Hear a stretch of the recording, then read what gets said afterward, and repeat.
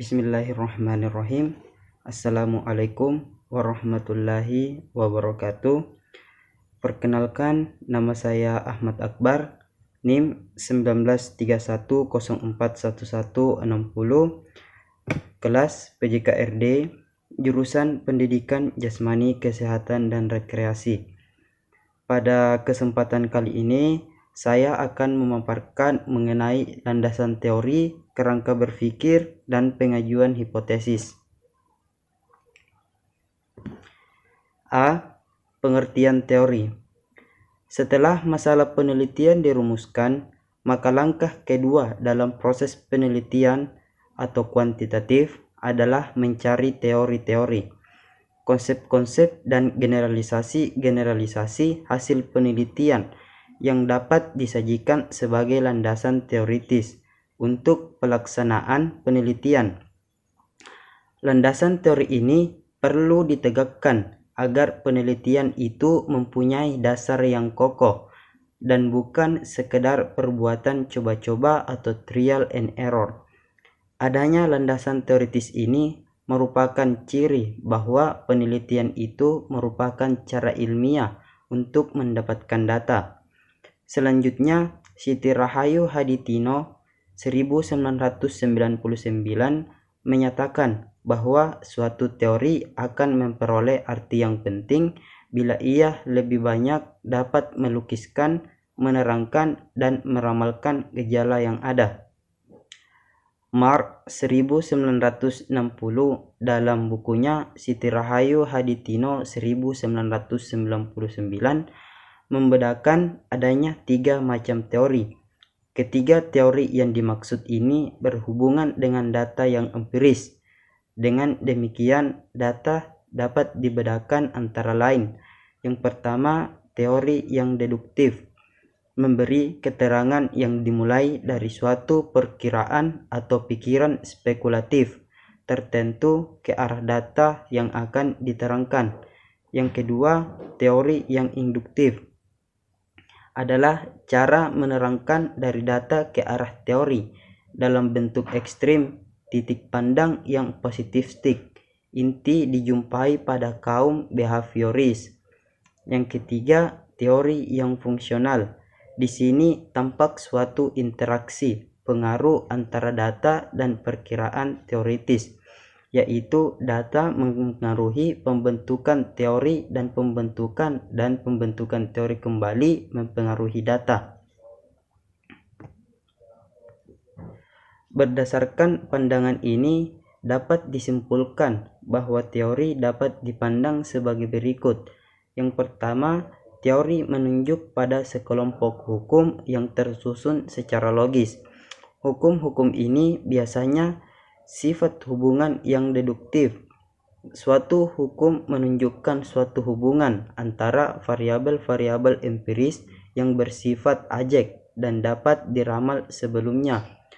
Yang kedua, suatu teori juga dapat merupakan suatu rangkuman tertulis mengenai suatu kelompok hukum yang diperoleh secara empiris dalam suatu bilangan tertentu.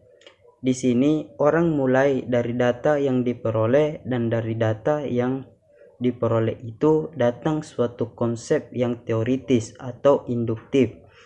Yang ketiga, suatu teori juga dapat menunjuk pada suatu cara menerangkan yang menggeneralisasi.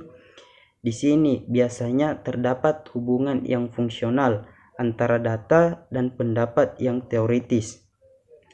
Berdasarkan data tersebut, secara umum dapat ditarik kesimpulan bahwa suatu teori adalah suatu konseptualisasi yang umum.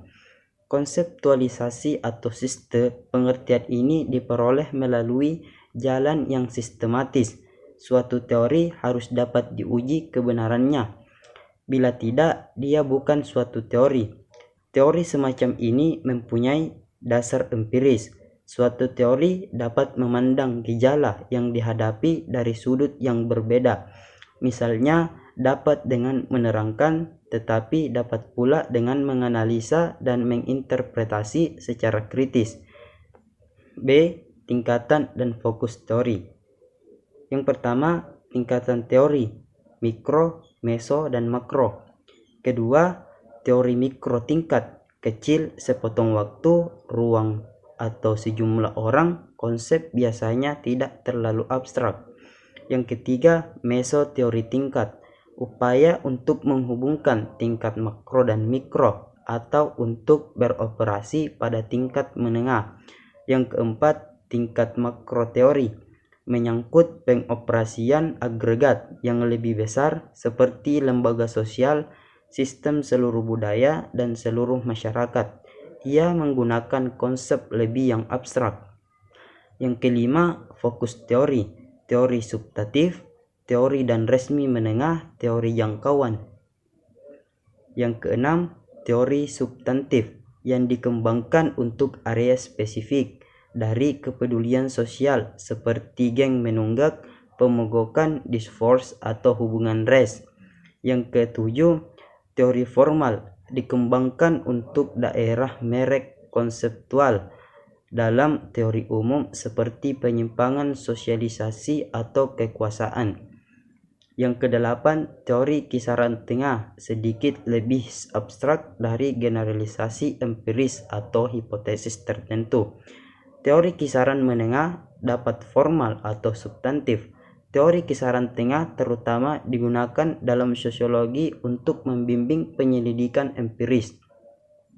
Teori yang digunakan untuk perumusan hipotesis yang akan diuji melalui pengumpulan data adalah teori substantif, karena teori ini lebih fokus berlaku untuk objek akan diteliti.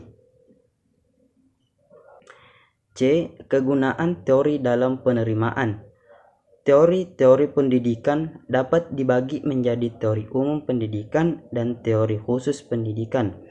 Teori umum pendidikan dapat dibagi menjadi filsafat-filsafat pendidikan dan Auslan pedagogik atau studi pendidikan luar negeri. Cooper dan Schindler menyatakan bahwa kegunaan teori dalam penelitian yaitu yang pertama, teori menyarankan pendekatan penelitian yang mungkin untuk menghasilkan makna terbesar. Yang kedua, teori menyarankan sistem untuk penelitian untuk memaksakan pada data dalam rangka mengklasifikasikan mereka dalam cara yang paling bermakna. Yang ketiga, teori menerangkan apa yang diketahui tentang objek studi dan menyatakan keseragaman yang berada di luar pengamatan langsung. Yang keempat, teori dapat digunakan untuk memprediksi fakta lanjut yang harus ditemukan. Semua penelitian bersifat ilmiah, oleh karena itu semua peneliti harus berbekal teori. Dalam penelitian kuantitatif, teori yang digunakan harus sudah jelas, karena teori di sini akan berfungsi untuk memperjelas masalah yang diteliti, sebagai dasar untuk merumuskan hipotesis, dan sebagai referensi untuk menyusun instrumen penelitian.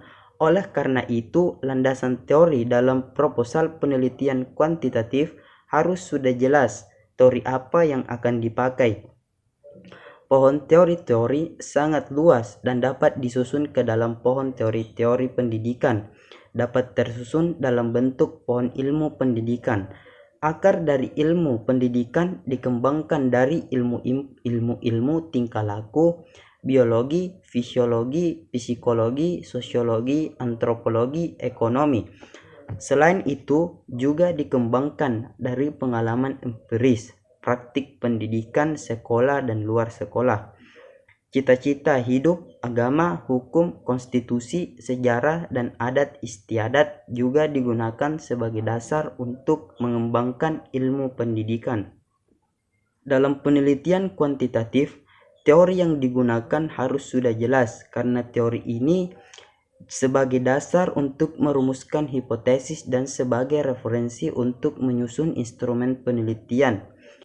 Oleh karena itu, landasan teori dalam proposal penelitian kuantitatif harus sudah jelas apa yang akan dipakai.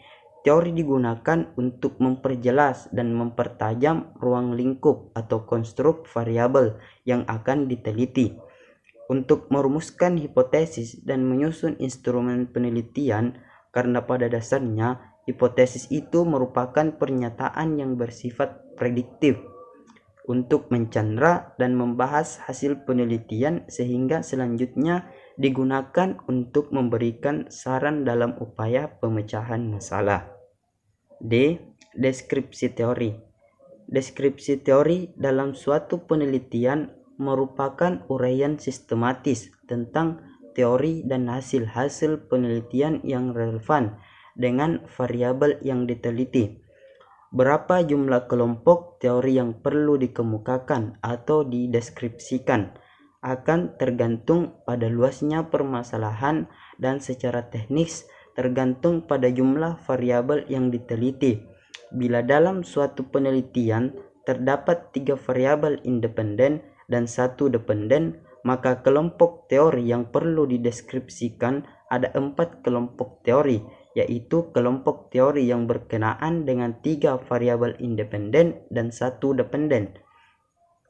Oleh karena itu, semakin banyak variabel yang diteliti, maka akan semakin banyak teori yang perlu dikemukakan. Deskripsi teori paling tidak berisi tentang penjelasan terhadap variabel-variabel yang diteliti melalui uraian yang mendalam dan lengkap dari berbagai referensi. Variabel-variabel yang tidak dapat dijelaskan dengan baik dari segi pengertian maupun kedudukan dan hubungan antara variabel yang diteliti menunjukkan bahwa peneliti tidak menguasai teori dan konteks penelitian. Teori-teori yang dideskripsikan dalam proposal maupun laporan penelitian dapat digunakan sebagai indikator apakah peneliti menguasai teori dan konteks yang diteliti atau tidak. Variabel-variabel penelitian yang tidak dapat dijelaskan dengan baik dari pengertian maupun kedudukan dan hubungan antara variabel yang elit menunjukkan bahwa peneliti tidak menguasai teori dan konteks penelitian. Langkah-langkah untuk dapat melakukan pendeskripsian teori adalah sebagai berikut. Yang pertama, tetapkan nama variabel yang diteliti dan jumlah variabelnya. Yang kedua, cari sumber bacaan yang relevan dengan setiap variabel yang diteliti. Yang ketiga, lihat daftar isi setiap buku dan pilih topik yang relevan dengan setiap variabel yang akan diteliti. Yang keempat, cari definisi setiap variabel yang akan diteliti pada setiap sumber bacaan, bandingkan antara satu sumber dengan sumber yang lain, dan pilih definisi yang sesuai dengan penelitian yang dilakukan. Yang kelima, baca seluruh isi topik buku. Analisa, renungkan, dan buat rumusan dengan bahasa sendiri. Keenam, deskripsikan teori-teori yang telah dibaca dari berbagai sumber ke dalam bentuk tulisan dengan bahasa sendiri. Kerangka berpikir. Uma sekarang dalam bukunya Business Research 1992 mengemukakan bahwa kerangka berpikir merupakan model konseptual tentang bagaimana teori berhubungan dengan berbagai faktor yang telah diidentifikasi sebagai masalah yang penting. Kerangka berpikir yang baik akan menjelaskan secara teoritis pertautan antara variabel yang akan diteliti. Jadi, secara teoritis perlu dijelaskan hubungan antara variabel independen dan variabel dependen. Kerangka berpikir yang baik akan menjelaskan secara teoritis pertautan antara variabel yang akan diteliti. Jadi, secara teoritis perlu dijelaskan hubungan antara variabel independen dan dependen. Bila perlu dijelaskan mengapa variabel itu ikut dilibatkan dalam penelitian. Ada variabel moderator dan intervening. Maka juga ke dalam bentuk paradigma penelitian. Oleh karena itu, setiap penyusunan paradigma penelitian harus didasarkan pada kerangka penelitian. Kerangka berpikir dalam suatu penelitian dikemukakan apabila dalam penelitian tersebut berkenaan dengan 2 variabel atau lebih. Apabila penelitian hanya membahas 2 variabel atau lebih secara mandiri, maka yang dilakukan peneliti di samping mengemukakan deskripsi teoritis untuk masing-masing variabel, juga argumentasi terhadap variasi besaran variabel yang diteliti. Langkah-langkah dalam menyusun kerangka pemikiran yang selanjutnya membuahkan hipotesis adalah sebagai berikut. Yang pertama, memantapkan variabel yang diteliti. Untuk menentukan kelompok teori apa yang perlu dikemukakan dalam menyusun kerangka berpikir untuk pengajuan hipotesis, maka harus ditetapkan terlebih dahulu variabel penelitiannya, berapa jumlah variabel yang diteliti, dan apakah nama setiap variabel merupakan titik tolak untuk menentukan teori yang akan dikemukakan. Yang kedua, membaca buku dan hasil penelitian. Setelah variabel ditentukan, maka langkah berikutnya adalah membaca buku-buku dan hasil penelitian yang relevan. Buku-buku yang dibaca dapat berbentuk buku teks, ensiklopedia, dan kamus. Hasil penelitian yang dapat dibaca adalah laporan penelitian, jurnal ilmiah, skripsi, tesis, dan disertasi. Yang ketiga, deskripsi teori dan hasil penelitian. Dari buku dan hasil penelitian yang dibaca akan dikemukakan teori-teori yang berkenaan dengan variabel yang diteliti. Deskripsi teori berisi tentang definisi tentang masing-masing variabel yang diteliti dan kedudukan antara variabel satu dengan yang lain dalam konteks penelitian tertentu. Yang keempat, analisis kritis terhadap teori dan hasil penelitian. Pada tahap ini, peneliti melakukan analisis secara kritis terhadap teori-teori dan hasil penelitian yang telah dikemukakan. Dalam analisis ini, peneliti akan mengkaji apakah teori-teori dan hasil penelitian yang telah ditetapkan itu betul-betul sesuai dengan objek penelitian atau tidak. Yang kelima, analisis komparatif terhadap teori dan hasil penelitian. Analisis komparatif dilakukan dengan cara membandingkan antara teori satu dengan teori yang lain dan hasil penelitian satu dengan yang lain, sehingga peneliti dapat memadukan antara teori satu dengan yang lain atau mereduksi jika dipandang terlalu luas. Yang keenam, sintesa atau kesimpulan. Selanjutnya, peneliti dapat melakukan sintesa atau kesimpulan sementara. Perpaduan sintesa antara variabel satu dengan variabel yang lain akan menghasilkan kerangka berpikir. Yang ketujuh, kerangka berpikir. Kerangka berpikir yang dihasilkan dapat berupa kerangka berpikir yang asosiatif atau hubungan maupun komparatif, perbandingan. Kerangka berpikir asosiatif misalnya, jika guru kompeten maka hasil belajar akan tinggi. Yang kedelapan, hipotesis. Berdasarkan kerangka berpikir tersebut, selanjutnya disusun hipotesis.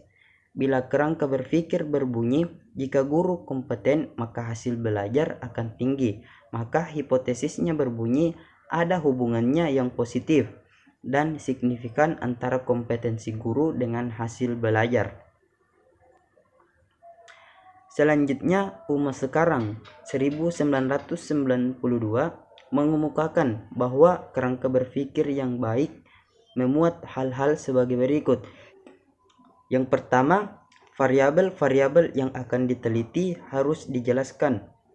Yang kedua, diskusi dalam kerangka berpikir harus dapat menjelaskan dan menunjukkan pertautan atau hubungan antara variabel yang diteliti dan ada teori yang mendasari.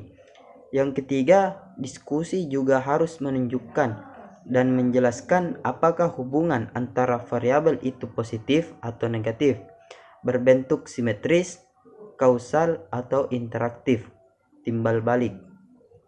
Yang keempat, kerangka berpikir tersebut selanjutnya perlu dinyatakan dalam bentuk diagram atau paradigma penelitian, sehingga pihak lain dapat memahami kerangka pikir yang baik dikemukakan dalam penelitian. F. Hipotesis. Perumusan hipotesis penelitian merupakan langkah ketiga dalam penelitian. Setelah peneliti mengemukakan landasan teori dan kerangka berpikir, tetapi perlu diketahui bahwa tidak setiap penelitian harus merumuskan hipotesis. Penelitian yang bersifat eksploratif dan deskriptif sering tidak perlu merumuskan hipotesis. Hipotesis merupakan jawaban sementara terhadap rumusan masalah penelitian, di mana rumusan masalah penelitian telah dinyatakan dalam bentuk kalimat pertanyaan. Dikatakan sementara karena jawaban yang diberikan baru didasarkan pada teori-teori yang relevan, belum didasarkan pada fakta-fakta empiris yang diperoleh melalui pengumpulan data. Jadi, hipotesis juga dapat dinyatakan sebagai jawaban teoritis terhadap rumusan masalah penelitian, belum jawaban yang empiris dengan data. Penelitian yang merumuskan hipotesis adalah penelitian yang menggunakan pendekatan kuantitatif. Pada penelitian kuantitatif tidak dirumuskan hipotesis, tetapi justru diharapkan dapat ditemukan hipotesis. Selanjutnya, hipotesis tersebut akan diuji oleh peneliti dengan menggunakan pendekatan kuantitatif. Dalam hal ini, perlu dibedakan pengertian hipotesis penelitian dan hipotesis statistik. Hipotesis statistik itu ada bila penelitian bekerja dengan sampel. Jika penelitian tidak menggunakan sampel, maka tidak ada hipotesis statistik. Ingat bahwa hipotesis itu berupa jawaban sementara terhadap rumusan masalah, dan hipotesis yang akan diuji dinamakan hipotesis kerja. Sebagai lawannya adalah hipotesis nol atau nihil.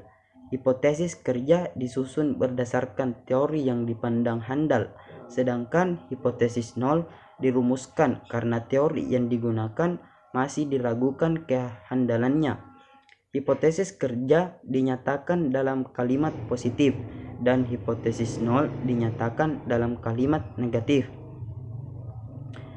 Kemampuan bahasa asing murid SLTA itu rendah atau hipotesis deskriptif untuk populasi. Hipotesis ini sering tidak dirumuskan dalam penelitian sosial. Contoh hipotesis penelitian yang mengandung hipotesis statistik. Ada beberapa yang signifikan antara prestasi belajar dalam sampel dengan populasi. Prestasi belajar anak paling tinggi dengan nilai 6,5. Atau hipotesis deskriptif sering tidak dirumuskan dalam penelitian. Dalam hipotesis statistik yang diuji adalah hipotesis nol. Hipotesis yang menyatakan tidak ada perbedaan antara data sampel dan data populasi. Yang diuji hipotesis nol karena peneliti tidak berharap ada perbedaan antara sampel populasi dan atau statistik dan parameter. Parameter adalah ukuran-ukuran yang berkenaan dengan populasi, dan statistik di sini diartikan sebagai ukuran-ukuran yang berkenaan dengan sampel. Yang pertama, bentuk-bentuk hipotesis. Bentuk-bentuk hipotesis penelitian sangat terkait dengan rumusan masalah penelitian. Bentuk-bentuk hipotesis ada 3, yaitu sebagai berikut. A. Hipotesis deskriptif. Hipotesis deskriptif merupakan jawaban sementara terhadap masalah deskriptif, yaitu berkenaan dengan variabel mandiri. B. Hipotesis komparatif. Hipotesis komparatif merupakan jawaban sementara terhadap rumusan masalah komparatif. Pada rumusan ini, variabelnya sama, tetapi populasi atau sampelnya yang berbeda, atau keadaan itu terjadi pada waktu yang berbeda. C. Hipotesis asosiatif. Hipotesis asosiatif adalah jawaban sementara terhadap rumusan masalah asosiatif, yaitu yang menanyakan hubungan antara dua variabel atau lebih. Yang kedua, paradigma penelitian, rumusan masalah dan hipotesis. Dengan paradigma penelitian, Peneliti dapat menggunakan sebagai panduan untuk merumuskan masalah dan hipotesis penelitiannya, yang selanjutnya dapat digunakan untuk panduan dalam pengumpulan data dan analisis. Pada setiap paradigma penelitian minimal terdapat satu rumusan masalah penelitian, yaitu masalah deskriptif. Ketiga, karakteristik hipotesis yang baik. A. Merupakan dugaan terhadap keadaan variabel mandiri, perbandingan keadaan variabel pada berbagai sampel, dan merupakan dugaan tentang hubungan antara dua variabel atau lebih. B. Dinyatakan dalam kalimat yang jelas sehingga tidak menimbulkan berbagai penafsiran. C. Dapat diuji dengan data yang dikumpulkan dengan metode-metode ilmiah. Baik, mungkin sekianlah yang sempat saya paparkan atau jelaskan pada kesempatan kali ini. Kurang dan lebihnya mohon dimaafkan. Saya akhiri dengan ucapan wabillahi taufik wal hidayah. Wassalamualaikum warahmatullahi wabarakatuh.